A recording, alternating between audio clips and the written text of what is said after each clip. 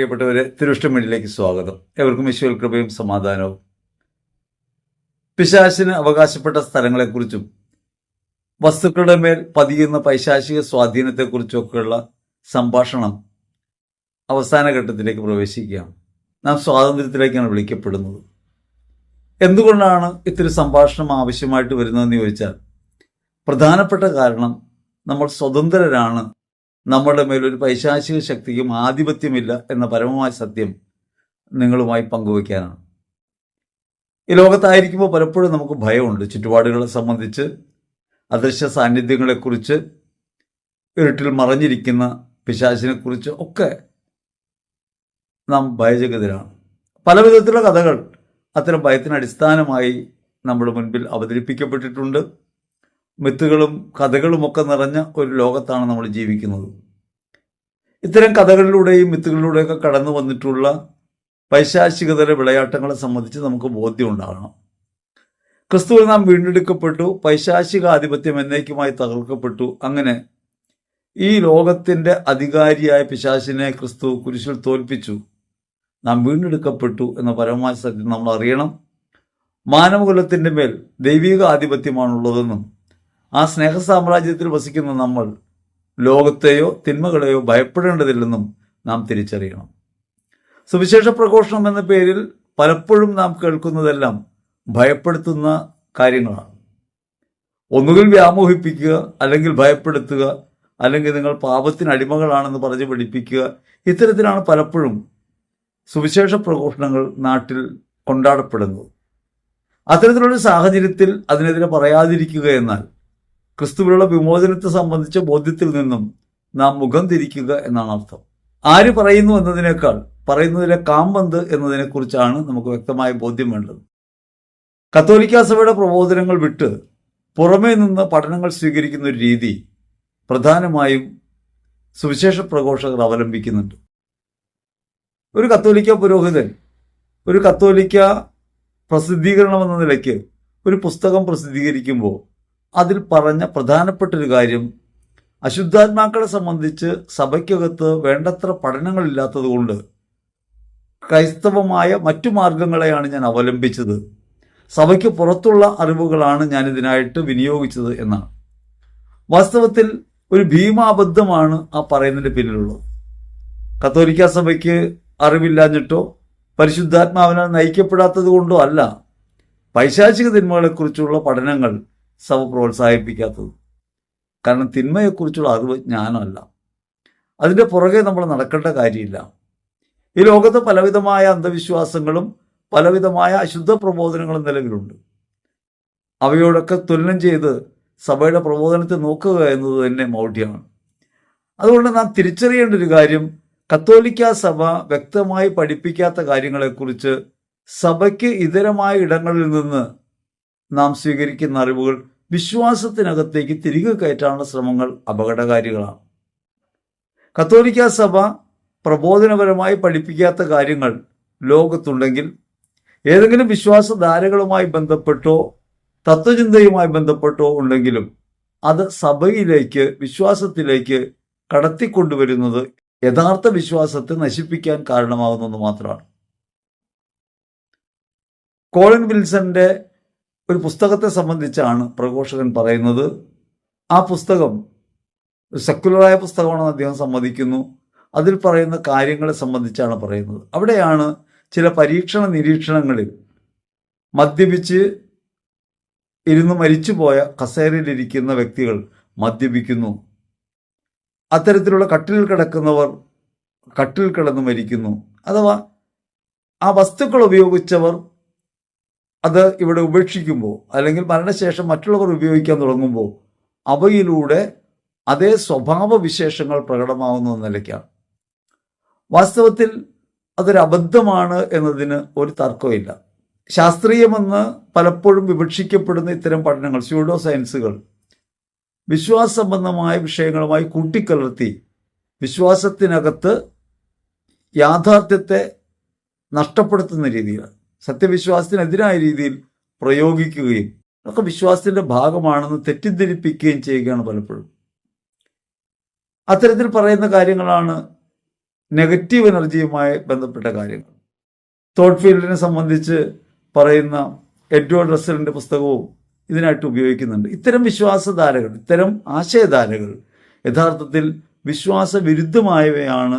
അവയെ വിശ്വാസത്തിനകത്ത് എന്തെങ്കിലും കാര്യത്തെ തെളിയിക്കാൻ വേണ്ടി ഉപയോഗിക്കുന്നത് യുക്തിയല്ല. വിശ്വാസം അതിൽ തന്നെ സമ്പൂർണമായൊരു കാര്യമാണ്. വിശ്വാസം സംബന്ധിച്ച് വ്യക്തമായ പാഠം തിരുസഭ നൽകുന്നുണ്ട്. തിരുസഭ നൽകുന്ന പാഠങ്ങളിലേക്ക് വിശ്വാസികളെ ആനയിക്കുകയും വിശ്വാസത്തെ കൂടുതൽ മെച്ചപ്പെട്ടതാക്കി അനുഭവപ്പെടുത്തുകയും ചെയ്യുകയാണ് ഓരോ പ്രഘോഷണത്തിൻ്റെയും ദൗത്യം. വിശുദ്ധ ഗ്രന്ഥത്തിലൂടെ, ദൈവശാസ്ത്രത്തിലൂടെ, അപ്പോസ്തല പ്രബോധനത്തിലൂടെ, വിശുദ്ധരുടെ പഠനങ്ങളിലൂടെയും അവരുടെ ജീവിത മാതൃകകളിലൂടെയും വിശ്വാസിയെ ധാർമ്മികമായ ഔന്നിത്യമുള്ളവരാക്കി മാറ്റുക, സ്വർഗോന്മുഖരാക്കി മാറ്റുക എന്ന ധർമ്മമാണ് യഥാർത്ഥത്തിൽ സുവിശേഷ പ്രസംഗത്തിൽ സംഭവിക്കേണ്ടത്.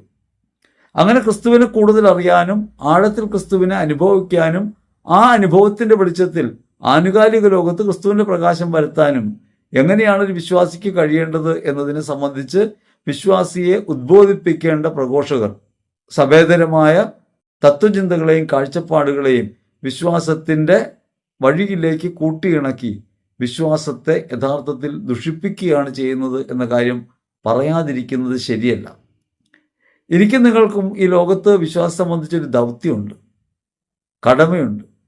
നമ്മൾ ഓരോരുത്തരും വിളിക്കപ്പെടുന്നത് ക്രിസ്തു സാക്ഷ്യത്തിലേക്കാണ്. ക്രിസ്തുവിനെ ആനുകാലിക ലോകത്ത് അനുഭവപ്പെടുത്തുക, ക്രിസ്തുവിനെക്കുറിച്ച് ആനുകാലിക ലോകത്തിന് വെളിച്ചം പകർന്നു കൊടുക്കുക എന്ന ദൗത്യം നമ്മിൽ ഭരമേൽപ്പിക്കപ്പെട്ടിട്ടുണ്ട്.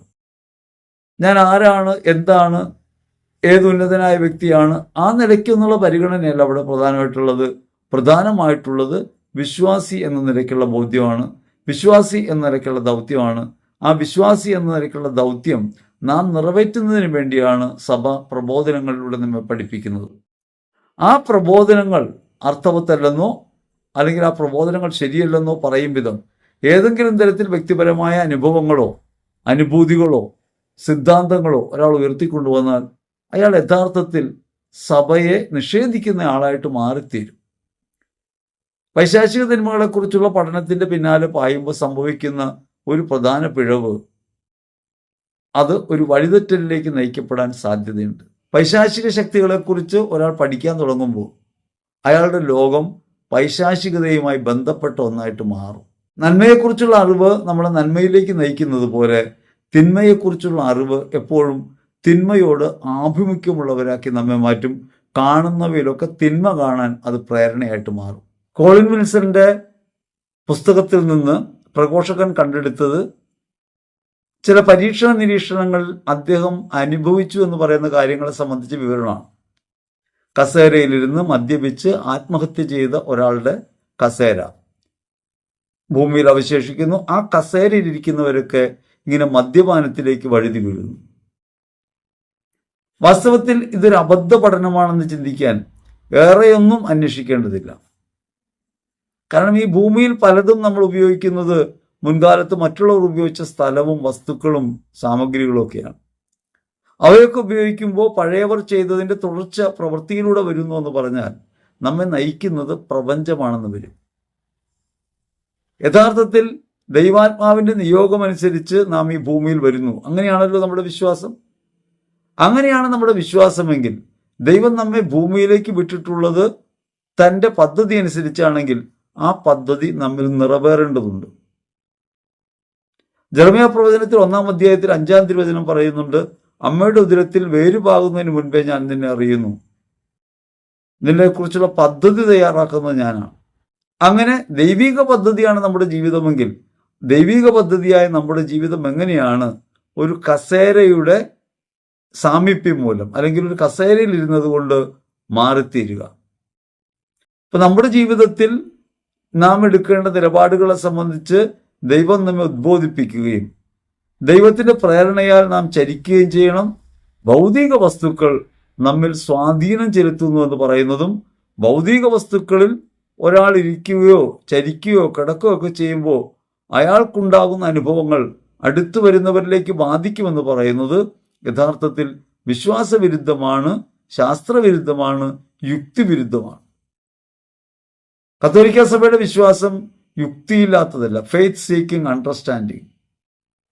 വിശ്വാസം യുക്തിയിൽ ബോധ്യപ്പെടുന്ന ഒരു കാര്യമായിട്ടാണ് സഭ നമ്മുടെ മുമ്പിൽ അവതരിപ്പിക്കുക. അങ്ങനെ വരുമ്പോൾ നമ്മുടെ ജീവിതത്തിൽ ഇപ്രകാരം ഒരു വസ്തു നമ്മെ സ്വാധീനിക്കുമെന്ന് പറഞ്ഞാൽ വാസ്തവത്തിൽ നമ്മുടെ ജീവിതത്തിന് നിയന്ത്രണമായി വസ്തു മാറും. അശുദ്ധാത്മാവോ ഏതെങ്കിലും സ്വഭാവ വിശേഷങ്ങളോ ഭൗമിക വസ്തുക്കളിലൂടെ നമ്മിലേക്ക് പകരുമെന്ന് പറഞ്ഞാൽ നമ്മുടെ ജീവിതത്തിൻ്റെ മേൽ നമുക്ക് നിയന്ത്രണമില്ലാണ്ടാവും. നമ്മുടെ ജീവിതത്തിൻ്റെ മേൽ ദൈവത്തിന് നിയന്ത്രണമില്ലാണ്ടായി മാറും. ദൈവികമായ നിയന്ത്രണത്തെയും നമുക്ക് കയ്യേൽപ്പിച്ചിട്ടുള്ള ദൈവികമായ വിവേകത്തെയും വെല്ലുവിളിക്കുന്നതായി മാറും അത്തരം ചിന്തകൾ. ഇത്തരം ഭീമാബദ്ധങ്ങൾ പല പുസ്തകങ്ങളിലും നമുക്ക് കാണാൻ പറ്റും. സ്യൂഡോ സയൻസായിട്ടും സെക്യുലർ എന്ന് പറയാവുന്ന രീതിയിലും പുതിയ പുതിയ ഫിലോസഫികൾ അവതരിപ്പിച്ച ആളുകളും ഇത്തരത്തിൽ നൂറ് പഠനങ്ങളും ഗ്രന്ഥങ്ങളും ഇത്തരം കാര്യങ്ങളെക്കുറിച്ച് ലോകത്തിനു മുമ്പിൽ അവതരിപ്പിച്ചിട്ടുണ്ട്. ഈ അവതരിപ്പിക്കപ്പെട്ടതിൻ്റെ എല്ലാം പിന്നാലെ പോകുന്നതിൻ്റെ അടിസ്ഥാന കാരണം ക്രിസ്തുവിലുള്ള ബോധ്യമില്ലായ്മയാണ്. യേശുക്രിസ്തു നമ്മുടെ ജീവിത പ്രയാസങ്ങൾക്കും പ്രശ്നങ്ങൾക്കും നാം നേരിടുന്ന എല്ലാത്തരം സമസ്യകൾക്കും ഉത്തരമാണ് എന്ന പരമാർത്ഥം തിരിച്ചറിയാതെ പോകലാണ്. ഭൂതപ്രേത പിശാചുക്കൾ എന്ന് പറഞ്ഞാൽ പെട്ടെന്ന് ലോകത്തിന് അംഗീകരിക്കാൻ കഴിയില്ല, ആധുനിക ലോകത്തിന്. അങ്ങനെ വരുന്ന സാഹചര്യത്തിലാണ് നിഷേധാത്മക ഊർജങ്ങൾ അല്ലെങ്കിൽ നെഗറ്റീവ് എനർജി എന്നൊരു പ്രയോഗവുമായിട്ട് ഇത്തരം പ്രഘോഷകർ കടന്നു വരുന്നത്. കത്തോലിക്കമല്ലാത്ത നിരവധിയായ വിശ്വാസധാരകളും തത്വചിന്താ പദ്ധതികളും ഇത്തരത്തിലുള്ള കാര്യങ്ങളെക്കുറിച്ച് പറയുന്നുണ്ട്. നെഗറ്റീവ് എനർജി, നിഷേധാത്മക ഊർജം, ആ ഊർജം പ്രവർത്തിക്കും. ആ ഊർജം വസ്തുക്കളിലൂടെയാണ് പ്രവർത്തിക്കുന്നത്. വസ്തുക്കളുമായുള്ള സമ്പർക്കത്തിലൂടെ ഈ നിഷേധാത്മകമായ ഊർജം നമ്മിലേക്ക് കടന്നു വരും. ചില വീടുകളിലൊക്കെ നിഷേധാത്മക എനർജി ഉണ്ടെന്നാണ് പലരും പറഞ്ഞു പഠിപ്പിക്കുക. ഒരിക്കൽ കോട്ടയത്ത് നിന്നുള്ള യാത്രാമധ്യേ ഒരു സുഹൃത്തിൻ്റെ വീട്ടിൽ കയറാനിടയായി. അദ്ദേഹത്തിന് 5-6 ഏക്കർ സ്ഥലമുണ്ട്. ഒരു പഴയ വീടാണ്. അദ്ദേഹം എന്ത് ചെയ്തിട്ടും ഗുണം പിടിക്കുന്നില്ല. ഒരിക്കലും ഒരു തൃപ്തി ഉണ്ടാകുന്നില്ല. എപ്പോഴും അസ്വസ്ഥനാണ്. സാമ്പത്തികമായ പ്രതികൂലങ്ങൾ ഒട്ടേറെ ബാധിക്കുന്നൊരു കുടുംബമാണ്. അദ്ദേഹത്തിൻ്റെ ഭാര്യയ്ക്ക് സർക്കാർ സർവീസിൽ ജോലിയുണ്ട്. പക്ഷേ അതുകൊണ്ടും അവർക്ക് ജീവിക്കാൻ പറ്റുന്നില്ല. അപ്പം ഞങ്ങൾ ആ വീട്ടിൽ ചെന്നു. അങ്ങനെ ഞങ്ങൾ വീട്ടിൽ ചെന്ന് ഒരു കട്ടൻ ചായയൊക്കെ കുടിച്ചങ്ങനെ ഇരിക്കുമ്പോൾ ആ സഹോദരൻ ചോദിക്കുകയാണ്, ഈ വീട്ടിൽ ഒരു അന്ധകാരത്തിൻ്റെ പ്രവൃത്തി ഉള്ളതായിട്ട് തോന്നുന്നുണ്ടോ? ഞാൻ ചോദിച്ചു, എന്താ അങ്ങനെ തോന്നാൻ? ആകെ ഒരു മൂടപ്പെട്ട അവസ്ഥ. വീട്ടിലൊരു സ്വസ്ഥതയും സമാധാനവും തോന്നുന്നില്ല. ഞങ്ങൾക്ക് ഇത്രയും ഭൂമിയുണ്ട്, പക്ഷേ അവിടെ നിന്ന് കാര്യമായ തേങ്ങയൊന്നും കിട്ടുന്നില്ല. നിസ്സാര എണ്ണം തേങ്ങയാണ് കിട്ടുന്നത്. ഞാൻ ചുറ്റുപാടും നോക്കിയപ്പോൾ എല്ലാം കാടും പള്ളയും പിടിച്ച് കിടക്കാണ്. ഞാൻ ആദ്യം പറഞ്ഞു, ഈ ജനലൊക്കെ ഒന്ന് തുറന്നിട്. ജനലൊക്കെ അടച്ചിട്ടായിരിക്കും, അതൊക്കെ ഒന്ന് തുറന്നിട്. കാരണം പെട്ടെന്ന് ഇരുളടഞ്ഞൊരിത് കാണുമ്പോൾ പ്രഘോഷകരും ശുശ്രൂഷകരൊക്കെ പെട്ടെന്ന് കണ്ടെത്തുന്നൊരു കാര്യം എന്തോ ഒരു തടസ്സം നേരിടുന്നുവല്ലോ എന്നാണ്.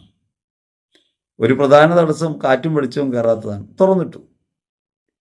അദ്ദേഹം എന്നെ ഒരു മുറിയിലേക്ക് കൊണ്ടുപോയി. എന്നിട്ട് പറഞ്ഞു, ഈ മുറിയിലാണ് ഞാനും ഭാര്യയും കല്യാണം കഴിച്ചു വന്ന നാളുകളിൽ തൊട്ട് കിടക്കുന്നത്. ഞങ്ങൾക്കിപ്പോഴും ഈ ഒരു മുറിയിൽ തന്നെ ജീവിക്കാനാണ് ഇഷ്ടം. 2 മക്കളിപ്പോൾ ഉണ്ട്, അവർ വലുതായി. പക്ഷെ ഞങ്ങൾക്ക് ഈ മുറിയിൽ കയറുമ്പോഴാണ് സ്വസ്ഥതയുള്ളത്. അദ്ദേഹം ഏറ്റവും ഇളയ പുത്രനല്ല, പക്ഷെ അദ്ദേഹത്തിനാണ് പിതാവ് ഈ തറവാട് കൊടുത്തത്. അദ്ദേഹത്തിൻ്റെ പിതാവ് ഒരു അഡ്വക്കേറ്റ് ആയിരുന്നു. ഇദ്ദേഹമാകട്ടെ കാര്യമായ ജോലിക്കൊന്നും പോകാതെ ബിരുദങ്ങളൊക്കെ ഉണ്ട്, പക്ഷെ അദ്ദേഹം ഉഴപ്പനായിട്ട് നടന്ന ഒരാളാണ്. അദ്ദേഹത്തിന് ആ വീട്ടിൽ ഒരു സ്വാതന്ത്ര്യവും ഒരു അവകാശവും ഉണ്ടായിരുന്നില്ല. ഒരു പരാതം പോലെ, അല്ലെങ്കിൽ എല്ലാവരും അവഗണിക്കപ്പെട്ട ഒരാളെ പോലെയാണ് അദ്ദേഹം കഴിഞ്ഞിരുന്നത്. വിവാഹശേഷം അയാളോടുണ്ടായ മനോഭാവം തന്നെ അയാളുടെ ഭാര്യയോടുണ്ടായി. അപ്പോൾ അവർ ഭൂരിപക്ഷ സമയവും ആ മുറിക്കകത്ത് കഥകടച്ചിരിക്കുന്ന ഒരു ശീലത്തിലായിരുന്നു. അങ്ങനെ സംസാരിച്ചു കഴിഞ്ഞപ്പോൾ ഞാൻ അദ്ദേഹത്തോട് ചോദിച്ചു, നിങ്ങളുടേതാണ് ഈ വീട് എന്ന് നിങ്ങൾക്ക് തോന്നിയിട്ടുണ്ടോ? അദ്ദേഹം പറഞ്ഞില്ല. ഈ ഭൂമി നിങ്ങളുടേതാണെന്ന് നിങ്ങൾക്ക് തോന്നുന്നുണ്ടോ? അദ്ദേഹം പറഞ്ഞു, ഒട്ടുമില്ല. ഇതൊന്നും എൻ്റേതാണെന്ന് ഇപ്പോഴും എനിക്ക് തോന്നുന്നില്ല. ഇവിടെ എന്തെങ്കിലും അവകാശം എനിക്കുണ്ടെന്ന് എനിക്കിപ്പോഴും തോന്നുന്നില്ല. വർഷങ്ങളായി അനുഭവിച്ച അവഗണനയും തിരസ്കരണവുമൊക്കെ അദ്ദേഹത്തെ അത്തരത്തിൽ ചിന്തിക്കാൻ നിർബന്ധിക്കുകയാണ്. അത് മനസ്സിലാക്കിയപ്പോൾ ഞാൻ പറഞ്ഞു, നമുക്കൊന്ന് പ്രാർത്ഥിക്കാം. ഞങ്ങൾ വട്ടം കൂടി നിന്ന് പ്രാർത്ഥിച്ചു. ഞങ്ങൾ പ്രാർത്ഥിച്ചത് ഇവർക്ക് ഈ ഭൂമി നൽകിയ ദൈവത്തെ സ്തുതിച്ചുകൊണ്ടാണ്, പൈതൃകമായി കിട്ടിയ ഈ അവകാശത്തെക്കുറിച്ച് നന്ദി പറഞ്ഞുകൊണ്ടാണ്. അങ്ങനെ ആ സ്ഥലത്തെക്കുറിച്ചും വീടിനെക്കുറിച്ചും ചുറ്റുപാടുകളെക്കുറിച്ചും ബന്ധങ്ങളെക്കുറിച്ചും ഒക്കെ നന്ദി പറഞ്ഞ് ഞങ്ങൾ പ്രാർത്ഥിക്കാൻ തുടങ്ങി. ഞാൻ അവരോട് പറഞ്ഞു, ഇത് നിങ്ങൾക്ക് ദൈവം നൽകിയതാണെന്നും ഈ ഭൂമിയിൽ ദൈവം അനുഗ്രഹം ചൊരിഞ്ഞിട്ടുണ്ടെന്നും ദൈവം ഈ ഭൂമി നൽകിയതിനെക്കുറിച്ചും വീട് നൽകിയതിനെക്കുറിച്ചും ഞങ്ങൾ അങ്ങേക്ക് നന്ദി പറയുന്നു എന്ന് പറഞ്ഞും പ്രാർത്ഥിക്കാൻ പറഞ്ഞു. ഞങ്ങൾ എന്നിട്ട് തിരിച്ചു പോന്നു. ഒരു 50 ദിവസത്തോളം കഴിഞ്ഞപ്പോൾ അദ്ദേഹം വിളിച്ചു പറഞ്ഞൊരു കാര്യം, കഴിഞ്ഞ തവണയൊക്കെ 10-200 തേങ്ങയാണ് കിട്ടിയിരുന്നത്, ഇപ്പോൾ ആദ്യമായി 500 തേങ്ങ ഞങ്ങൾക്ക് കിട്ടി. എന്താണ് അതിന് പ്രധാനപ്പെട്ട കാരണം? അവരുടെ ചിന്ത സർഗാത്മകമായിട്ട് മാറി, ദൈവത്തിനോട് നന്ദിയുള്ളതായിട്ട് മാറി. അവിടെ ഒരു നെഗറ്റീവ് എനർജി അല്ല പ്രവർത്തിച്ചിരുന്നത്, നിഷേധാത്മകമായൊരു മനോഭാവമാണ്.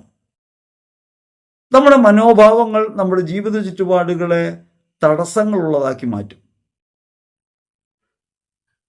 അവർ നന്ദി പറയാൻ തുടങ്ങി, അത് അവർക്ക് ദൈവം കൊടുത്താണെന്ന് അംഗീകരിക്കാൻ തുടങ്ങി, ദൈവകരങ്ങളിൽ നിന്ന് സ്വീകരിച്ചു, ദൈവത്തിന് നന്ദി പറഞ്ഞു. അങ്ങനെയായപ്പോൾ ആ വീട്ടിൽ അവരറിയാതെ പ്രകാശം കടന്നു വരുന്ന അനുഭവം ഉണ്ടായി. അവിടെ പ്രവർത്തിച്ചത് ഒരു പിശാചുമല്ല, അവരുടെ മനോഭാവമാണ്. പലപ്പോഴും നമ്മുടെ ജീവിതത്തെ തടസ്സപ്പെടുത്തുന്ന ഒരു പ്രധാന വില്ലൻ നമ്മുടെ തന്നെ നിഷേധാത്മകമായ ചിന്തകളാണ്. അവിടെ ഒരു നിഷേധാത്മകമായ ഊർജമല്ല പ്രവർത്തിക്കുന്നത്, നിഷേധാത്മകമായ ബോധ്യങ്ങളാണ്. വിശ്വാസം മൂലം ക്രിസ്തുവിനെ സ്വീകരിക്കാനും യേശുക്രിസ്തുവിലാണെന്ന് ബോധ്യപ്പെടാനും കഴിയാതെ പോകുന്നതിൻ്റെ ഒരു മറയാണ് അവരുടെ ജീവിതത്തിലേക്കുള്ള പ്രകാശത്തെ തടഞ്ഞു നിർത്തിയിരുന്നത്. അതവർ മാറ്റി സർഗാത്മകമായി ചിന്തിക്കാൻ തുടങ്ങി, ദൈവത്തിന് നന്ദി പറയാൻ തുടങ്ങി, ദൈവദാനമായെല്ലാം സ്വീകരിക്കാൻ തുടങ്ങി. അപ്പോൾ ആ ഭൂമി അവരുടേതാണെന്ന് അവർക്ക് തോന്നി. ആ ഭൂമി അവർക്ക് വേണ്ടി ഫലം പുറപ്പെടുവിക്കുന്നതായിട്ട് മാറി. നമ്മുടെയൊക്കെ ജീവിതത്തിൽ പലപ്പോഴും തടസ്സങ്ങൾ ഉണ്ടാകുമ്പോൾ നെഗറ്റീവ് എനർജി എന്നോ പൈശാചിക ഉപദ്രവമോ എന്നൊക്കെ പറയുന്നതിന് മുൻപ് നമുക്ക് ലഭിച്ച ജീവിതാവസ്ഥകളോടും നമുക്ക് ലഭിച്ച വീടിനോടും നമ്മൾ അനുഭവിക്കുന്ന എല്ലാ സന്ദർഭങ്ങളോടും എങ്ങനെയാണ് നമ്മുടെ മനോഭാവം എന്ന് ആലോചിക്കണം. ദൈവത്തിന് നന്ദി പറഞ്ഞുകൊണ്ട് അവയെ സ്വീകരിക്കാൻ കഴിയുന്നുണ്ടോ എന്ന് ആലോചിക്കണം. അങ്ങനെ നന്ദി പറഞ്ഞുകൊണ്ട് ദൈവം തന്ന എല്ലാറ്റിനും നന്ദി പറഞ്ഞ് സ്വീകരിച്ചുകൊണ്ട് ദൈവത്തെ മഹത്വപ്പെടുത്താൻ തുടങ്ങുമ്പോൾ നമുക്ക് തന്നെ നമ്മിലുള്ള ക്രിസ്തുവിൻ്റെ മഹത്വത്തിലേക്ക് പ്രവേശിക്കാൻ പറ്റും. അങ്ങനെ യേശുക്രിസ്തു ജീവിതത്തിൽ അനുഭവമാകും. യേശുക്രിസ്തു എല്ലാ ചോദ്യങ്ങൾക്കുമുള്ള ഉത്തരമാണ്. ജീവിതം നേരിടുന്ന എല്ലാ പ്രതിസന്ധികൾക്കുമുള്ള ഉത്തരം യേശുക്രിസ്തുവാണ്. ഞാൻ പറഞ്ഞു വന്നത്, അപ്പോൾ ഈ കട്ടിലോ കസേരയോ ഭക്ഷണം കഴിക്കുന്ന മേശയോ അടുക്കളയോ അവിടെയൊക്കെ എന്തെങ്കിലും തരത്തിലുള്ള നിഷേധാത്മകമായ ഊർജമുണ്ടെന്നോ മുൻകാലത്ത് അതൊക്കെ ഉപയോഗിച്ചിരുന്ന ആളുകൾ കൈമാറിപ്പോന്ന എന്തെങ്കിലും ബന്ധനങ്ങൾ അതിലൂടെ കടന്നു വരുമെന്ന്, തിന്മകൾ അതിലൂടെ കടന്നു വരുമെന്ന് നാം തെറ്റായി വിശ്വസിക്കുകയോ ചെയ്യുമ്പോൾ യഥാർത്ഥത്തിൽ ക്രിസ്തു വിശ്വാസത്തിൽ നിന്ന് നാം അകന്നുപോകും. രണ്ടാമത്, അത്തരത്തിലൊരു ചിന്ത ഉണ്ടാകുമ്പോൾ ഭയം നമ്മളെ ഗ്രസിക്കും. ആ ഭയം നമ്മെ തിന്മയിലേക്ക് നയിക്കും. അതുകൊണ്ട് നാം ആദ്യമേ മനസ്സിലാക്കേണ്ടത്, ഇത്തരത്തിൽ തീർത്തും വിശ്വാസവിരുദ്ധവും യുക്തിവിരുദ്ധവുമായ കാര്യങ്ങളുടെ പിന്നാലെ നമ്മൾ പോകരുത്. ഇത്തരത്തിൽ അനേകം നിഷേധാത്മകമായ പഠനങ്ങൾ, തത്വബോധങ്ങൾ ലോകത്ത് പ്രചരിപ്പിക്കപ്പെട്ടിട്ടുണ്ട്. അതെല്ലാം ഉരുത്തിരിഞ്ഞു വന്നവിടെ നിന്നാണ്, മനുഷ്യന്റെ അന്ധവിശ്വാസത്തിൽ നിന്നാണ്. ഈ അന്ധവിശ്വാസം ഇങ്ങനെ ഭരിക്കാൻ തുടങ്ങുമ്പോൾ നമ്മുടെ ജീവിതത്തിൽ നിരന്തരമായി നാം തരം താഴ്ത്തപ്പെടുന്നതായും തടസ്സങ്ങൾക്ക് വിധേയപ്പെടുന്നതായും നമ്മുടെ ജീവിതം തന്നെ അർത്ഥരഹിതമായി മാറുന്നതായും നമുക്ക് അനുഭവപ്പെടും. കാരണം അവിടെ ഏറ്റവും എളുപ്പത്തിൽ നമ്മുടെ മനസ്സ് സ്വാധീനിക്കുന്നുണ്ട്. ആ മനസ്സിന്റെ പ്രവർത്തനമാണ് അതിലൂടെ പ്രകടമാകുന്നത്. ഇനി മൃഗങ്ങൾക്ക് ഇത്തരം അനുഭവങ്ങളൊക്കെ ഉണ്ടായി സ്വഭാവ വ്യതിയാനം കാട്ടിയെന്നാണ് പറയുക. മൃഗങ്ങളുടെ മനസ്സ് എപ്പോഴും ആരുമായിട്ട് ബന്ധപ്പെട്ടാണ് പ്രവർത്തിക്കുക. മൃഗങ്ങളുടെ മനസ്സ് സ്വാഭാവിക മനസ്സാണ്. അവയ്ക്ക് വിശേഷമായ മനസ്സില്ല, ചിന്തിച്ച് തീരുമാനമെടുക്കാനുള്ള കഴിവില്ല.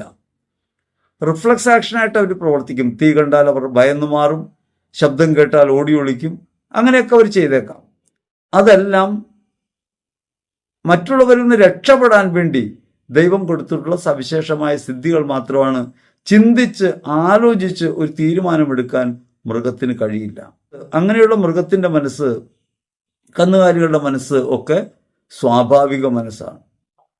ആ സ്വാഭാവിക മനസ്സിനെ സ്വാധീനിക്കാൻ വിശേഷ മനസ്സുള്ള മനുഷ്യന്റെ സാന്നിധ്യത്തിന് കഴിയും. മനുഷ്യന്റെ ചിന്തകൾ പലപ്പോഴും അവയെ ഭരിക്കും. അതുകൊണ്ട് അത്തരം സാഹചര്യങ്ങളിൽ ഈ മൃഗങ്ങൾ വിരുദ്ധമായ സ്വഭാവങ്ങൾ പ്രകടിപ്പിച്ചേക്കാം.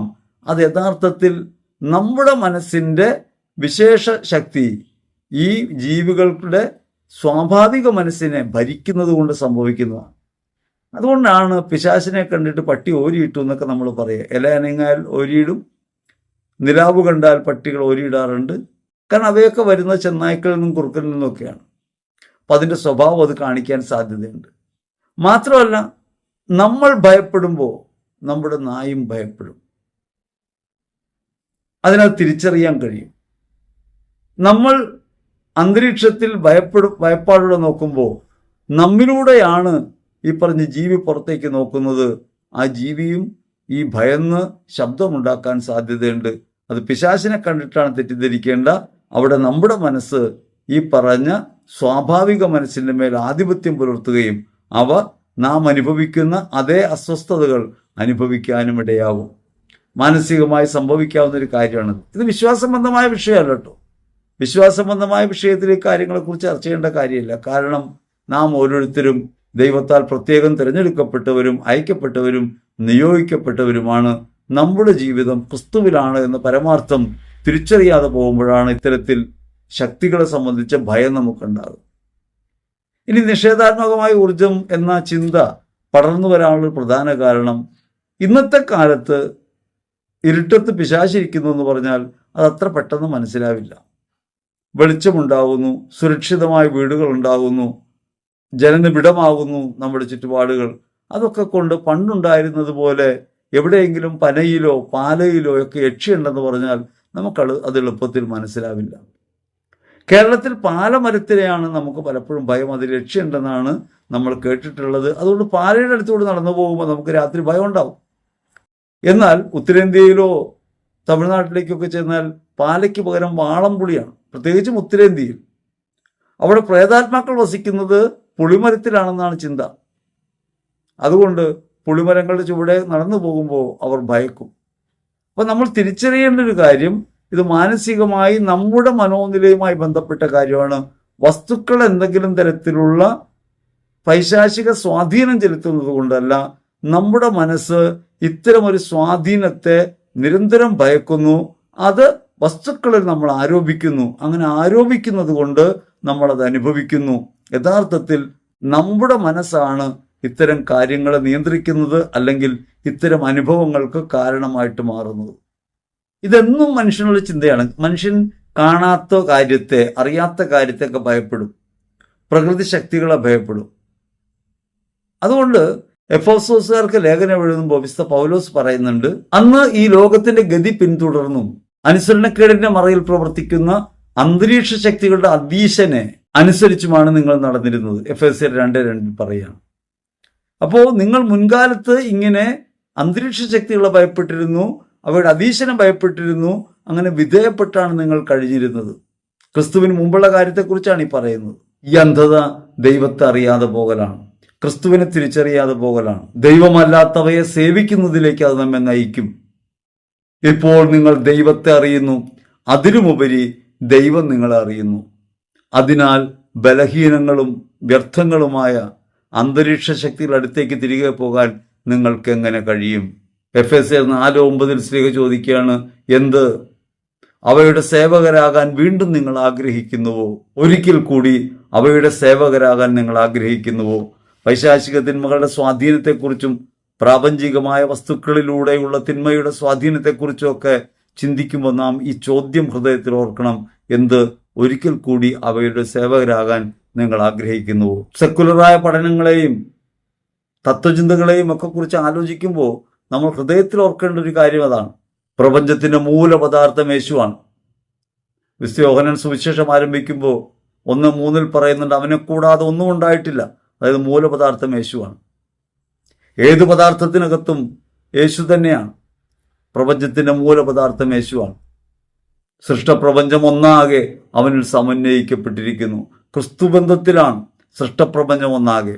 ക്രിസ്തുവിന് യോജിക്കാത്തതും പ്രപഞ്ചത്തിന്റെ മൂലഭൂതങ്ങൾക്കും മാനുഷിക പാരമ്പര്യത്തിനും മാത്രം ചേർന്നതുമായ വ്യർത്ഥ പ്രലോഭനത്തിനും തത്വചിന്തയ്ക്കും ആരും നിങ്ങളെ ഇരയാക്കാതിരിക്കാൻ ശ്രദ്ധിക്കണം. കൊളോസ്യർ 2:8 പറയാണ്. ഇപ്പൊ ലോകത്തിന്റെ ഇത്തരം പ്രലോഭനങ്ങളിലും കെണികളിലും നമ്മൾ വീണു പോകരുത്. വിജ്ഞാനം അന്വേഷിച്ച് അന്ധതയിലേക്ക് നമ്മൾ പോകരുത്. ക്രിസ്തുവിലാണ് ജ്ഞാനമെന്ന കാര്യം ഓർക്കണം. കൊളോസ്യർ 2:3 ഓർക്കണം. ജ്ഞാനത്തിന്റെയും അറിവിന്റെയും നിധികളൊക്കെയും അവനിലാണല്ലോ ഒളിഞ്ഞു കിടക്കുന്നത്. ഊർജം ഒന്നേയുള്ളൂ, അത് ക്രിസ്തുവിൽ നിന്നുള്ള പ്രകാശമാണ്. അതിനെതിരെ നിൽക്കാൻ പ്രപഞ്ചത്തിനൊരു ശക്തിക്കും സാധ്യമല്ല, ഒരു തിന്മയ്ക്കും സാധ്യമല്ല. ക്രിസ്തുവിന്റെ വിജയം നമ്മൾ ആഘോഷിക്കണം. യേശുക്രിസ്തുവിൽ നാം വിജയികളാണെന്ന കാര്യത്തിൽ നാം മനസ്സ് വയ്ക്കണം. കൊളോസ്യർ 1:13 പറയുന്നു, അന്ധകാരത്തിന്റെ ആധിപത്യത്തിൽ നിന്ന് അവിടെ നിന്ന് നമ്മെ വീണ്ടെടുത്തു, അവിടെ നിന്ന് നമ്മെ വിമോചിപ്പിച്ചു. കൊളോസ്യർ 1:13 ഹൃദയത്തിൽ വെക്കണം. കൊളോസ്യർ 1:11 പഠിപ്പിക്കുന്നു, അവിടുത്തെ മഹത്വത്തിന്റെ സർവശക്തിയിലും നാം ബലം പ്രാപിക്കണം. ക്രിസ്തുവിൽ ബലം പ്രാപിക്കണം. ക്രിസ്തുവിൽ ബലം പ്രാപിക്കുകയും ജ്ഞാനത്തിൽ നാം തെളിച്ചത്തിലേക്ക് വരികയും ചെയ്യണം. അന്ധകാരത്തിന്റെ ചിന്തകളെയും അന്ധവിശ്വാസങ്ങളെയും ഹൃദയത്തിൽ പേറുന്നവരായി മാറിക്കൂടാ. നെഗറ്റീവ് എനർജി എന്നോ അല്ലെങ്കിൽ വസ്തുക്കളിലൂടെ കടന്നു വരുന്ന ആത്മാക്കളുടെ പ്രവർത്തനമെന്നോ പൈശാചികമായ തിന്മയുടെ പ്രവർത്തനമെന്നോ പറയുന്ന തെറ്റിദ്ധാരണകളിൽ നിന്ന് നാം വിമോചിതരായിരിക്കണം. നമ്മെ വീണ്ടെടുത്തു കർത്താവ്. നമുക്ക് വേണ്ടി അവിടുന്ന് കുരിശിൽ മരിച്ചു. നമ്മെ അവിടുന്ന് തന്നോട് ചേർത്തു.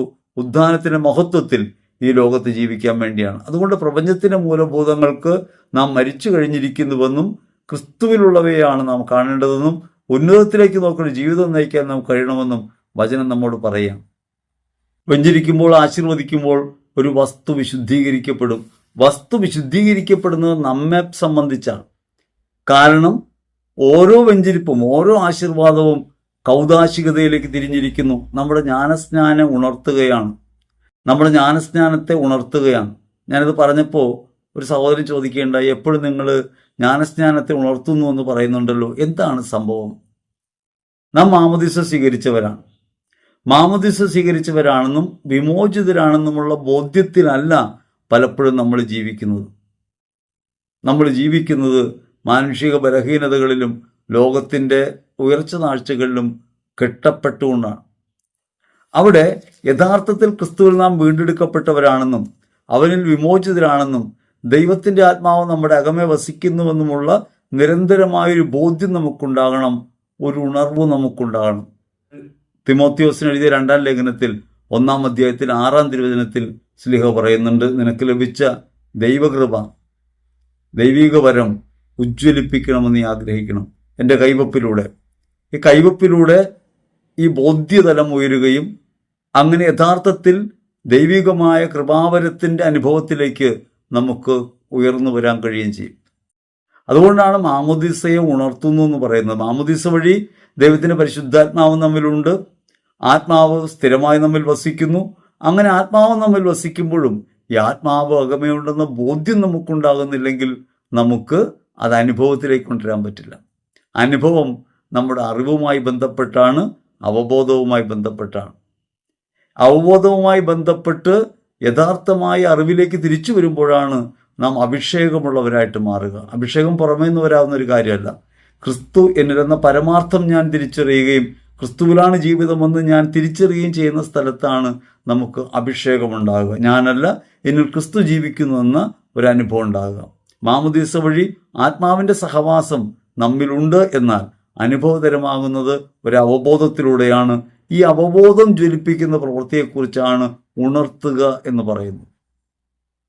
അങ്ങനെയാണ് നമുക്ക് കൗദാശിക അടയാളങ്ങളിലൂടെ കൂദാശയെ ഉണർത്താൻ കഴിയുമെന്ന് പറയുന്നത്. ഓരോ ആശീർവാദം സ്വീകരിക്കുമ്പോഴും പിതാവിൻ്റെയും പുത്രൻ്റെയും പരിശുദ്ധാത്മാവിൻ്റെയും നാമത്തിൽ നമ്മിൽ വസിക്കുന്ന പരിശുദ്ധാത്മാവിനെ കുറിച്ചുള്ള ബോധ്യത്തിൽ നാം ഉണരുന്നു. അങ്ങനെ ഉണരുന്നതിലൂടെ ദൈവിക പ്രേരണയ്ക്ക് വിധേയമായി ജീവിക്കാൻ നമുക്ക് കഴിയുന്നു. ആത്മാനുതാപമുള്ളവരായിട്ട് നമ്മൾ മാറുന്നു. അങ്ങനെ വിശുദ്ധീകരണത്തിന്റെ ആത്മാവ് നമ്മിൽ അനുഭവപ്രദമാകുന്നത് നമുക്ക് പുറമേ നിന്ന് കൗദാശികമായ ഈ ആശീർവാദങ്ങൾ, അനുഗ്രഹങ്ങൾ കിട്ടുമ്പോഴാണ്. അതുകൊണ്ടാണ് ഓരോ ആശീർവാദവും, കൗദാശിക കൽപ്പങ്ങളും, നിങ്ങൾ ഉപയോഗിക്കുന്ന മെഡലുകളും കുരിശുകളും ഒക്കെ നമ്മുടെ ജീവിതത്തിൽ ഗുണകരമായിട്ട് വരുന്നത് ഇപ്രകാരമാണ്. അതല്ലാതെ നമ്മുടെ അകത്ത് പരിശുദ്ധാത്മാവിൻ്റെ പ്രത്യേക പ്രവൃത്തിക്ക് ഈ വസ്തുവിലൂടെ എന്തെങ്കിലും കടന്നു വരുന്നു എന്നല്ല വിചാരിക്കേണ്ടത്. ആശീർവദിക്കപ്പെട്ട വസ്തു നിരന്തരം ഒരു വിശുദ്ധ ബോധ്യത്തിലേക്ക് നമ്മെ നയിക്കുന്നു. നമ്മുടെ അകമേ വസിക്കുന്ന പരിശുദ്ധാത്മാവിനെ ഉണർത്തുന്ന ഒരു പ്രയോഗശേഷി ഔദാശിക കൽപ്പങ്ങൾക്കുണ്ട്. സാക്രമെന്റൽസ് അവയിലൂടെ ദൈവകൃപയ്ക്ക് അനുയോജ്യമായ ഒരു കളം ഒരുങ്ങുന്നുണ്ട് നമ്മിൽ. അതിനെക്കുറിച്ചാണ് പറയുന്നത്. അതുകൊണ്ടാണ് ആശീർവാദം നിങ്ങളുടെ മാമോദീസയെ ഉണർത്തുന്നു എന്ന് പറയുന്നത്. മാമോദീസ ഉറങ്ങുന്നത് കൊണ്ടല്ല, ആ മാമോദീസയെക്കുറിച്ചുള്ള അവബോധത്തിലേക്ക് ഈ പരിശുദ്ധാത്മാവിൻ്റെ പ്രവൃത്തി നമ്മെ നയിക്കുന്നു. അങ്ങനെ അത് അനുഭവമായി മാറും. അനുഭവമാകുമ്പോഴാണ് നമുക്ക് ആത്മാവ് ജ്വലിക്കുന്ന ഒരനുഭവം ഉണ്ടാകുക. ആ ജ്വലിക്കുന്ന അനുഭവമാണ് ക്രിസ്തുവിൻ്റെ മാർഗത്തെ പിൻചൊല്ലാൻ നമുക്ക് ബലം നൽകുക, അനുതാപം നമുക്ക് നൽകുക. അതുകൊണ്ട് നാം മനസ്സിലാക്കണം, വെഞ്ചരിക്കുമ്പോൾ ഒരു വസ്തുവിന് എന്തെങ്കിലും പ്രത്യേകമായ മഹത്വം സംഭവിക്കുന്നില്ല, ആ വസ്തുവിന് എന്തെങ്കിലും മാറ്റം സംഭവിക്കുന്നില്ല.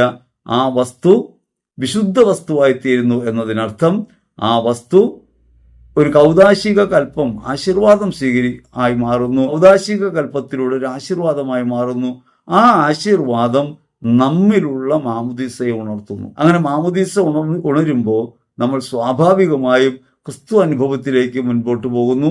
ആ ക്രിസ്തു അനുഭവം നമ്മെ വിവേകമതികളാക്കും, നമ്മുടെ ജീവിതത്തിൽ തീരുമാനമെടുക്കാനുള്ള കഴിവുകൾ നൽകും, നമ്മെ ക്രിയാത്മകമായ ഒരു ജീവിതത്തിലേക്ക്, വിജയത്തിന്റെ ജീവിതത്തിലേക്ക് അത് നയിക്കും. ഇനി വെഞ്ചരിക്കുമ്പോൾ ഈ വസ്തു വിശുദ്ധീകരിക്കപ്പെടുന്നത് പോലെ തിന്മയുടെ മന്ത്രങ്ങൾ ഉച്ചരിക്കുമ്പോൾ ഈ വസ്തു തിന്മയുടേതായിട്ട് മാറും എന്ന് പറയുന്നത് തികച്ചും വിശ്വാസവിരുദ്ധമാണ്. ഒന്ന്, വെഞ്ചരിപ്പിനെ അവമതിപ്പോടെ കാണുന്നു, കേവല മന്ത്രോച്ചാരണം പോലെ ഒന്നായിട്ട് വെഞ്ചരിപ്പിനെ കാണുന്നു.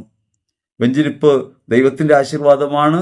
അത് ദൈവത്തിൻ്റെ നാമത്തിൽ നമ്മുടെ ഉപയോഗത്തിനായി നൽകപ്പെടുന്നു എന്ന ബോധ്യത്തിലേക്കും കൃതജ്ഞതയുടെ ജീവിതത്തിലേക്കും നമ്മെ നയിക്കുന്ന പ്രവൃത്തിയാണ്.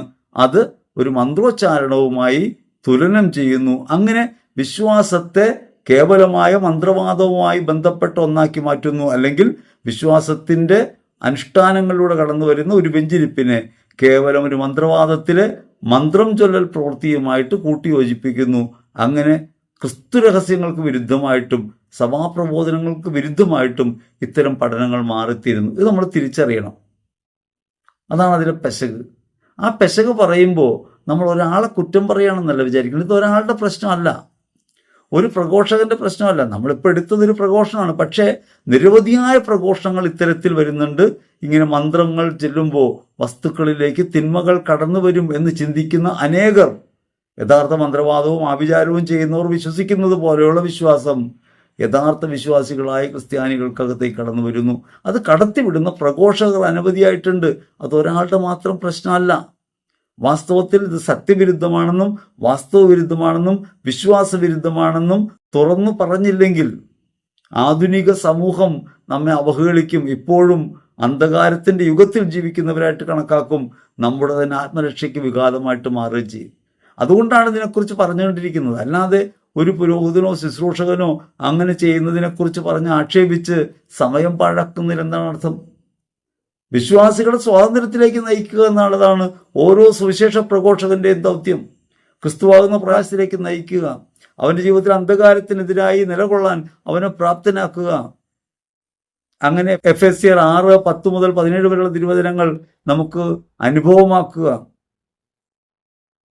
വിശ്വാസത്തിന്റെ ശക്തി ഉപയോഗിച്ച് തിന്മയെ കീഴ്പ്പെടുത്തുന്നവരായി നമ്മൾ ജീവിക്കുക. അതിനുവേണ്ടി വിളിക്കപ്പെട്ടവരാണ് നമ്മൾ. നമ്മൾ ഈ തിന്മയും ദൈവവും സമാസമമെന്ന് ചിന്തിക്കുന്ന, അല്ലെങ്കിൽ ദൈവവചനവും കൗദാശികമായ അർപ്പണങ്ങളും ആശീർവാദങ്ങളും കേവലം മന്ത്രവാദത്തിന് തുല്യമെന്നൊരു നിലയിലേക്ക് ചിന്തിക്കാനിടയാകുന്നു. ഇതൊരു അപജയവും വീഴ്ചയുമാണ്. കുർബാനയെ സംബന്ധിച്ച് നേരത്തെ പറഞ്ഞതാണ്. കുർബാനയിൽ കൗദാശിക വചനങ്ങൾ ഉച്ചരിക്കുമ്പോൾ പവർ വരുന്നു, അങ്ങനെ വസ്തുവിലേക്ക് നിറയുന്നു. അതുപോലെ തന്നെയാണ് മന്ത്രവാദം എന്ന് പറയുമ്പോൾ നാം തിരിച്ചറിയേണ്ടതുണ്ട്. കൗദാശിക വചനങ്ങൾ നാം കൂദാശിക്ക് പുറത്തുച്ചരിച്ചാൽ കുർബാന എന്ന ക്രിസ്തുയാഗത്തിന്റെ ഭാഗമായിട്ട് ആ വചനങ്ങൾ ഉരുവിടുമ്പോൾ ആ വചനങ്ങൾ കേവലമായിട്ട് ഉരുവിടുകയല്ല, ആ വചനങ്ങൾക്കകത്തൊരു ജീവിതം ഉണ്ടാകുന്നു. ജീവിത സമർപ്പണമാണ് അപ്പവും വീഞ്ഞും. ഒപ്പം തന്നെ പുരോഹിതനാകട്ടെ ക്രിസ്തുവിനെ പ്രതി തന്നത്തിന് ഉപേക്ഷിക്കുന്ന ഒരു ജീവിതം അർപ്പിച്ചുകൊണ്ട് പ്രാർത്ഥിക്കുന്നു. അങ്ങനെ ജീവാർപ്പണത്തിന്റെ വേദിയെ സജീവമാക്കുക വഴി ക്രിസ്തുവിന്റെ യാഥാർത്ഥ്യം സത്താരൂപാന്തരീകരണത്തിന് കാരണമായിട്ട് മാറുന്നു. ഇതുപോലെ ഒരു മന്ത്രം ചൊല്ലിയാലും ഒരു കാര്യം ചൊല്ലിയാലും എന്തൊക്കെ പ്രാർത്ഥിച്ചാലും ഒരു വസ്തുവിന് മാറ്റമുണ്ടാകില്ല. സത്താരൂപാന്തരീകരണം നടക്കുന്ന ഒരേ ഒരു വേദി, ലോകത്തൊരേ ഒരു വേദി പരിശുദ്ധ കുർബാനയാണ്. കുർബാനയിൽ അപ്പം യേശുവിന്റെ ശരീരമായും വീഞ്ഞ് യേശുവിന്റെ രക്തമായും മാറുന്നുവെന്നത് കേവലമായൊരു അന്ധവിശ്വാസമല്ല, അത് ജീവൽ പ്രധാനമായ ഒരു കടന്നുപോകലിന്റെ വഴിയിൽ പാഥേയമായിട്ട് നമുക്ക് നൽകപ്പെടുന്നതാണ്. ക്രിസ്തുഗാത്രത്തിൽ നമ്മെ ഒന്നിപ്പിക്കുന്നതാണ്. യേശു ക്രിസ്തുവിനോടൊപ്പം നാം ബലിയർപ്പിക്കപ്പെടുകയും പിതാവായ ദൈവത്തിന് ആരാധനയായി മാറുകയും ചെയ്യുന്ന പ്രവൃത്തിയാണ്. ആ പ്രവൃത്തിയെ കേവലം അപ്പം മാറുന്നു, വീഞ്ഞു മാറുന്നു എന്ന നിലയ്ക്കുള്ള ഒരു അത്ഭുതമോ അടയാളമോ വസ്തുവിൽ സംഭവിക്കുന്ന കേവലമാറ്റമോ ആയി ചിന്തിക്കുന്നതും ചിത്രീകരിക്കുന്നതും അബദ്ധമാണെന്നറിയണം. ഒപ്പം തന്നെ അതിന് സമാനമാണ് മന്ത്രങ്ങളുടെ ഉച്ചാരണമെന്നും ആ മന്ത്രങ്ങൾ വഴി വസ്തുവിൽ ഇങ്ങനെ സത്തകൾ മാറുമെന്നും പഠിപ്പിക്കാൻ തുടങ്ങിയാൽ കുർബാനയ്ക്കെതിരായൊരു തിന്മയായിട്ടത് മാറും. അത് പുരോഹിതൻ ചെയ്താലും കൊള്ളാം, അൽമായം ചെയ്താലും കൊള്ളാം, ആരായാലും കൊള്ളാം, അത് പറയാതിരിക്കാൻ സാധ്യമല്ല. എന്തിന് കുർബാനയെ മന്ത്രവാദവുമായി സമീകരിക്കുന്നു? പരിശുദ്ധ കൂദാശ യേശുവിന്റെ കുരിശുമരണത്തിന്റെ, യേശു സംഭവത്തിന്റെ ആധുനികമായ സന്നിഹിതമാക്കപ്പെടലാണ് എന്ന പരമാർത്ഥം നിലനിൽക്കെ അതൊരു കേവലമായ പൂജയായി തെറ്റിദ്ധരിക്കുകയും അങ്ങനെ വസ്തുവിലേക്ക് ആത്മാവിറങ്ങി വരുന്നു പറയുമ്പോൾ അതുപോലെ മന്ത്രം ചൊല്ലുമ്പോഴും ദുരാത്മാവ് കടന്നു വരുമെന്ന് പറയുന്ന ഒരു തെറ്റിദ്ധാരണാജനകമായ പഠനത്തിലേക്ക് കടത്തിക്കൊണ്ടുപോകുന്നു. വിശ്വാസത്തിന് അപജയമുണ്ടാക്കുന്ന, യഥാർത്ഥത്തിൽ കുർബാനാനുഭവത്തിൽ നിന്ന് മനുഷ്യരെ അകറ്റുന്ന ഒരു പ്രവൃത്തിയാണിത്. അതുകൊണ്ടാണ് അതിനെക്കുറിച്ച് പറയേണ്ടി വരുന്നത്. യേശുവിന്റെ ശരീരം സ്വീകരിക്കുമ്പോൾ ദൈവൈക്യത്തിലേക്ക് വരുന്നത് പോലെ പൈശാചികമായ സ്വാധീനമുള്ള വസ്തുക്കൾ ഭക്ഷിക്കുമ്പോൾ ഈ തിന്മകളും കടന്നു വരുമെന്ന് പഠിപ്പിക്കുകയാണ്. യേശുക്രിസ്തുവിനെ ഒരാൾ സ്വീകരിക്കുന്നു, തിരുശരീരവും തിരുരക്തവും സ്വീകരിക്കുന്നു. അയാൾ അങ്ങനെ സ്വീകരിക്കുമ്പോൾ വിശ്വാസത്തോടെ അല്ല സ്വീകരിക്കുന്നതെങ്കിൽ അത് കേവലം എഡിബിൾ ഫോമിലേക്ക് മാറും. ഇത് സഭാപഠനമാണ്. നിങ്ങൾ പരിശുദ്ധ കുർബാന സ്വീകരിക്കുമ്പോൾ വിശ്വാസമില്ലാതെയോ യോഗ്യതയില്ലാതെയോ ആണ് കുർബാന സ്വീകരിക്കുന്നതെങ്കിൽ ആ അപ്പം വെറും അപ്പമാണ്. അത് എഡിബിൾ ഫോമിലേക്ക്, കേവലം ഭക്ഷണം എന്ന തലത്തിലേക്ക് തരം താഴും. യേശുക്രിസ്തുവിനെ വിശ്വാസബോധ്യത്തോടെ സ്വീകരിക്കുമ്പോൾ മാത്രമേ കുർബാന അനുഭവത്തിലേക്ക് പ്രവേശിക്കൂ. അപ്പോൾ ഒരപ്പത്തിനകത്ത് എങ്ങനെയാണ് നമുക്ക് ഈ അനുഭവം ഉണ്ടാകുന്നത്? അത് വിശ്വാസത്തിൽ മാത്രമാണ്. സത്താപരമായ ക്രിസ്തുവിന്റെ രൂപാന്തരീകരണം പരിശുദ്ധ കുർബാനയിൽ സംഭവിക്കുന്നത്, നമ്മിൽ ദൈവൈക്യമായി മാറുന്നത് വിശ്വാസം മൂലമാണ്. വിശ്വാസേതരമായ ഇടങ്ങളിൽ അത് കേവലം അപ്പം മാത്രമാണെന്ന് തിരിച്ചറിയണം. അങ്ങനെയാണ് സഭ പറയുന്നത്, ഇത് എഡിബിൾ ഫോമിലേക്ക് മാറും. കുർബാനയെക്കുറിച്ച് പോലും സഭ അങ്ങനെ പഠിപ്പിക്കുമ്പോൾ ഇങ്ങനെ ഏതെങ്കിലും തിന്മ ചൊല്ലിയാൽ, ഒരു മന്ത്രം ചൊല്ലിയാൽ ആ ഭക്ഷണ പദാർത്ഥത്തിനകത്ത് ഒരു തിന്മ ആവസിക്കുമെന്നും അത് സ്വീകരിക്കുമ്പോൾ നാം തിന്മയായിട്ട് മാറുമെന്നും ചിന്തിപ്പിക്കുകയും ചിത്രീകരിക്കുകയും ചെയ്യുന്നത് യഥാർത്ഥത്തിൽ പരമാബദ്ധമാണ്. അത് അന്ധവിശ്വാസമാണെന്ന് പറയാതിരിക്കാൻ നിവൃത്തിയില്ല. കുർബാനയ്ക്കെതിരായിട്ട് തിന്മയാണ്.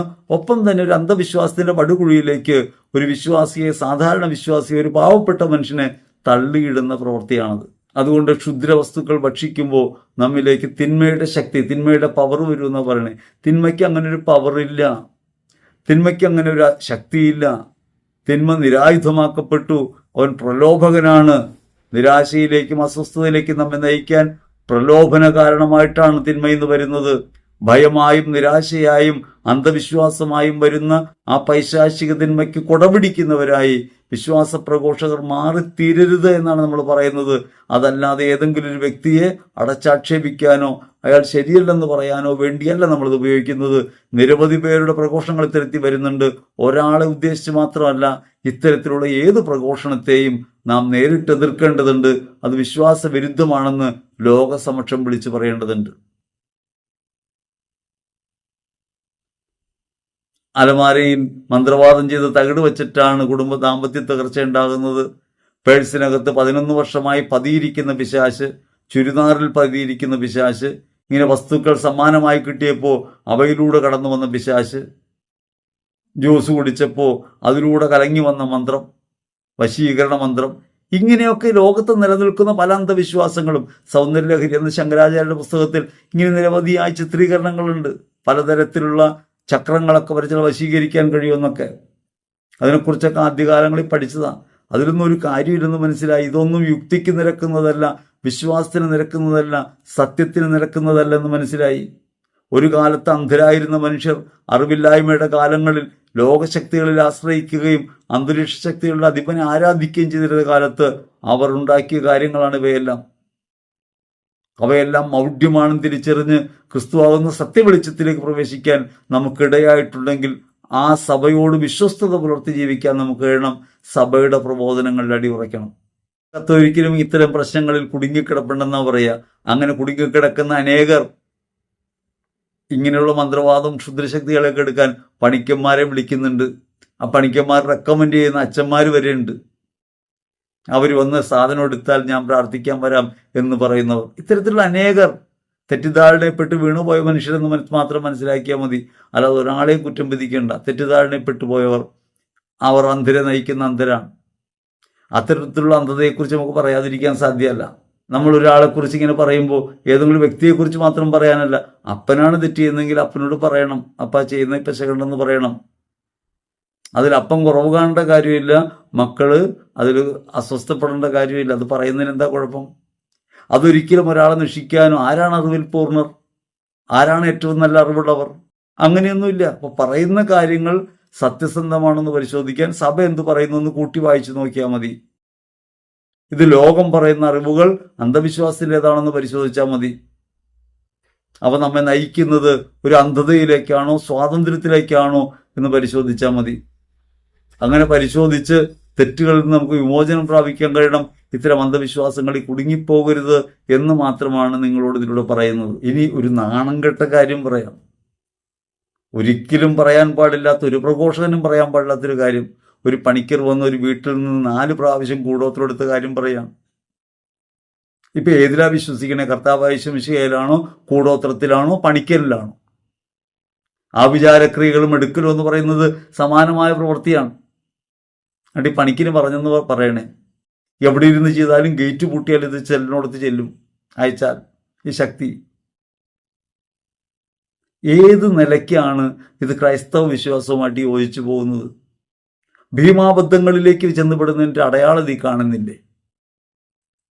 സാമാന്യഗതിക്ക് തന്നെ ആധുനിക ലോകത്തിന് അംഗീകരിക്കാൻ കഴിയാത്ത മന്ത്രവാദമെന്നും കൂടോത്രമെന്നും പറയുന്ന തിന്മയുടെ പ്രഘോഷകരായി സുവിശേഷ പ്രഘോഷകർ മാറുന്നു എന്നത് വളരെയധികം ഖേദകരമാണ്, സങ്കടകരമാണ്. അവസാനം ഈ പ്രഘോഷകൻ പറയുന്നത് എവിടെയൊക്കെ ചവിട്ടിയാലും ഇത്തരം കൂടോത്രം ഉണ്ടാവും. അതുകൊണ്ട് ലുക്ക 10:19 നോക്കിയാൽ മതി. പാമ്പുകളുടെയും തേളുകളുടെയും മീതെ ചവിട്ടി നടക്കുക വിശ്വാസത്തോടെ, അതിന് വിശ്വാസ പ്രമാണം ചെല്ലുക. ഇപ്പോൾ ഒരു തിന്മയെ എപ്പോഴും ജീവിതത്തിൽ സ്വപ്നം കണ്ടുകൊണ്ടും അവ ചുറ്റുപാടുമൊക്കെ നിറഞ്ഞിരിക്കുന്നു എന്ന ബോധ്യത്തോടെയും കാലിൽ കൂച്ചുബലം കിട്ട് ധൈര്യമായി നടന്നുകൊള്ളുക എന്ന് പറയാം.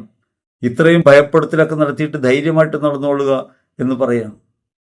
പാമ്പുകളുടെയും തേളുകളുടെയും മേൽ അധികാരം നൽകപ്പെട്ടവരാണ് നമ്മൾ. ശത്രുവിന്റെ സകല സൈന്യത്തിന്റെ മേലെ അധികാരം നൽകപ്പെട്ടവർ. പൈശാചിക തിന്മയെ ക്രിസ്തുവിൽ തോൽപ്പിച്ച് ലോകത്തിന് മുൻപിൽ വിജയം ആഘോഷിക്കേണ്ടവർ, ക്രിസ്തുവിൽ സ്വാതന്ത്ര്യം കാട്ടിക്കൊടുക്കേണ്ടവർ, വെളിച്ചത്തെ അനുഭവപ്പെടുത്തേണ്ടവർ. അങ്ങനെ വിളിക്കപ്പെട്ട നമ്മൾ ഈ അന്ധകാരത്തെ മുഴുവൻ വിശ്വസിച്ചും തോളേറ്റിയും നടക്കുന്നു എന്ന് പറയുന്നത് എത്ര അബദ്ധമാണ്.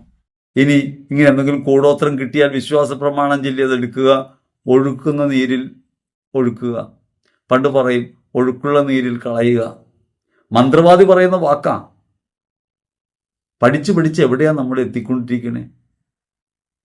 വിശ്വാസത്തിന്റെ സത്യബോധത്തിൽ ഉറച്ചു നിൽക്കേണ്ടവർ, ഒരു തിന്മയ്ക്കും നമ്മുടെ മേൽ അധികാരമില്ലെന്ന് പറയേണ്ടവർ, ധൈര്യമായിരിക്കുവാൻ കർത്താവ് നമ്മോട് കൂടെ ഉണ്ടെന്ന് പറയേണ്ടവർ, നിങ്ങൾ കാലുകുത്തുന്ന ദേശമല്ല നിങ്ങൾക്കായി നൽകപ്പെടുമെന്ന് പറയേണ്ടവർ, നിങ്ങൾ ഈ ലോകത്തിന് വിജയം വരിച്ചവന്റെ കൂടെയാണെന്ന് പറയേണ്ടവർ, യേശുവിന്റെ രക്തം നിങ്ങളുടെ മേലുണ്ടെന്നും ആ വിശ്വാസം നിങ്ങളെ രക്ഷിക്കുമെന്നും പറയേണ്ടവർ, യേശു ക്രിസ്തുവിനെ മരിച്ചവർ ഉയർപ്പിച്ചവർ നിങ്ങളിൽ വസിക്കുന്നു, അതുകൊണ്ട് നിങ്ങൾക്ക് ഉദ്ധാനമുണ്ടെന്ന് പറയേണ്ടവർ, അവരാകട്ടെ കുഞ്ഞാന്റെ രക്തത്താലും സ്വന്തം സാക്ഷ്യത്തിന്റെ വചനത്താലും ശത്രുവിന്റെ മേൽ വിജയം നേടിയെന്ന് പഠിപ്പിക്കേണ്ടവർ, വെളിപാട് 12:11 പഠിപ്പിക്കേണ്ടവർ. അവരാണ് ഈ പറഞ്ഞുകൊണ്ടിരിക്കുന്നത് നിങ്ങൾ ഭയപ്പെടണം, ഇവയൊക്കെ ഉണ്ട്. വിശ്വാസത്തോടെയാണെങ്കിൽ കുഴപ്പമില്ല. വിശ്വാസം എന്ന് പറയുന്ന ചഞ്ചലിപ്പുള്ള ഒരു ഏരിയ, ഉറപ്പില്ലാത്ത കാര്യമാണ്. അങ്ങനെയുള്ളപ്പോൾ വിശ്വാസികളെന്ന് കരുതപ്പെടുന്ന അനേകർ ഈ ഭയത്തിൽ കുടുങ്ങും. അവർ ഈ തിന്മകളെ ഭയപ്പെടാൻ തുടങ്ങും.